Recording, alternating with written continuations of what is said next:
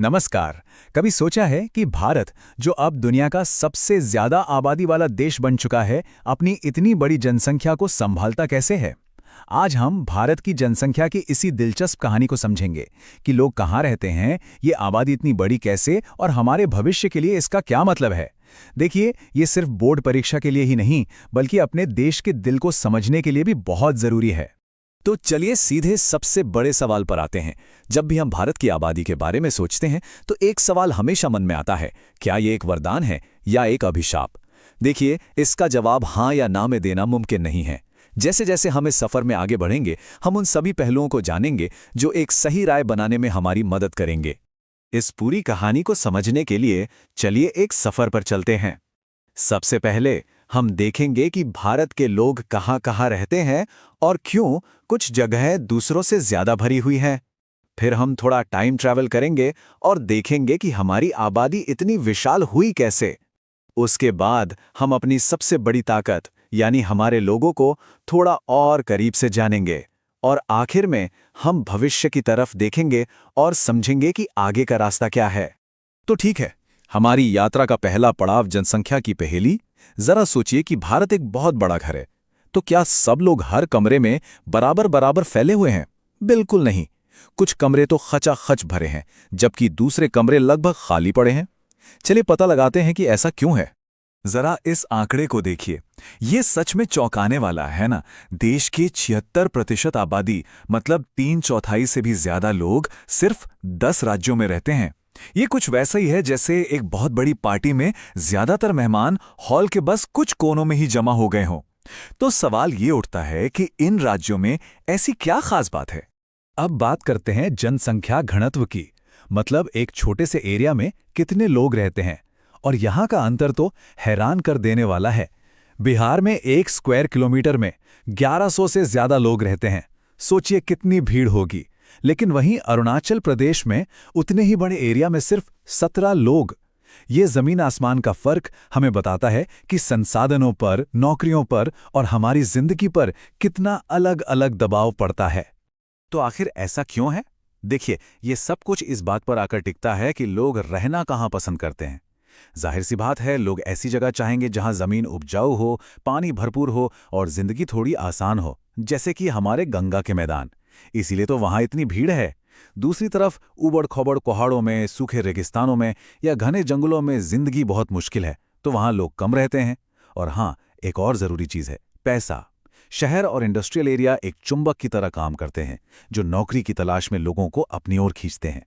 तो अब हम ये तो जान गए कि लोग कहाँ रहते हैं, तो चलिए जरा समय में पीछे चलते हैं और ये देखते हैं कि हमारी जनसंख्या इतनी बड़ी हुई कैसे।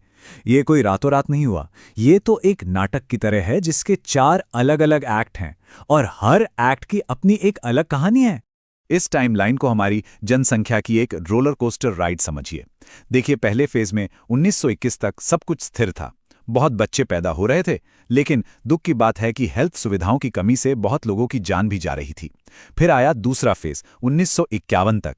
यहाँ मेडिकल सुधारों से मृत्यु दर कम होने लगी और जनसंख्या धीरे धीरे बढ़ने लगी। लेकिन असली कहानी शुरू हुई 1951 के बाद, जिसे हम कहते हैं जनसंख्या विस्फोट। आजादी के बाद स्वास्थ्य सेवाओं में जबरदस्त सुधार हुआ। मृत्यु दर एकदम से गिर गई, पर परिवार अभी भी बड़े थे। नतीजा, आबादी रॉकेट की रफ्तार से बढ़ी। और अब हम चौथे फेज में हैं, जहां परिवार छोटे हो रहे हैं और ये रफ्तार अब धीमी पड़ रही है। ठीक है, तो हमने नंबरों की बहुत बात कर ली, लेकिन जनसंख्या सिर्फ एक नंबर से कहीं ज्यादा है। ये लोगों के बारे में है। तो हमारी आबादी बनी किससे है? और यहीं पर हमें मिलता है भारत का असली खजाना।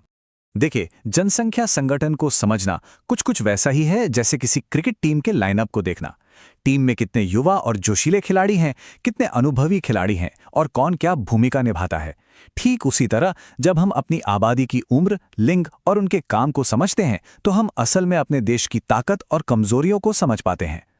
और यहीं से एक बहुत ही दमदार आइडिया निकल कर आता है, डेमोग्राफिक डिविडेंड, यानी जनसांख्यिकी लाभांश। इसे ऐसे समझिए, जब किसी परिवार में कमाने वाले लोग उन लोगों से ज्यादा हो जाते हैं जो काम नहीं करते, जैसे बच्चे और बुजुर्ग, तो उस परिवार की आर्थिक हालत बेहतर होने लगती है। फिलहाल हमारा देश भारत उसी सुनहरे दौर से गुजर रहा है। हमारे पास काम करने वाले लोगों की एक बहुत बड़ी फौज है और ये हमारे आर्थिक विकास के लिए गोल्डन टिकट हो सकता है। लेकिन यहाँ एक पेच है। ये एक दो-धारी तलवार है।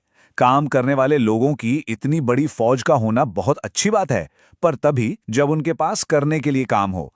अगर इन करोड़ों युवाओं को अच्छी शिक्षा, स्किल और नौकरियां नहीं मिलती, तो यही सुनहरा मौका एक बहुत बड़ी मुसीबत में बदल सकता है। ये एक ऐसा चांस है जिसे हम गवा नहीं सकते।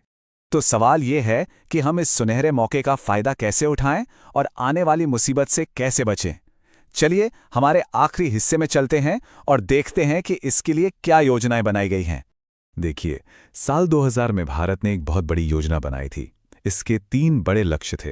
पहला और सबसे जरूरी लक्ष्य, हर किसी तक बुनियादी स्वास्थ्य सेवा पहुंचाना।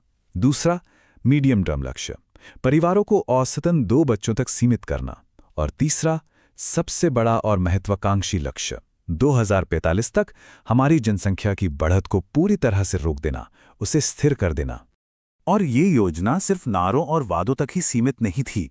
इसके लिए ठोस कदम उठाए गए, जैसे बच्चों को पढ़ाना ताकि वो अपने भविष्य पर ध्यान दें, ये पक्का करना कि ज़्यादा से ज़्यादा माँ और बच्चे स्वस्थ रहें, बीमारियों से बचाने के लिए टीकाकरण, और लड़कियों को प्रोत्साहित करना कि वो अपनी पढ़ाई पूरी करें और शादी में देरी करें।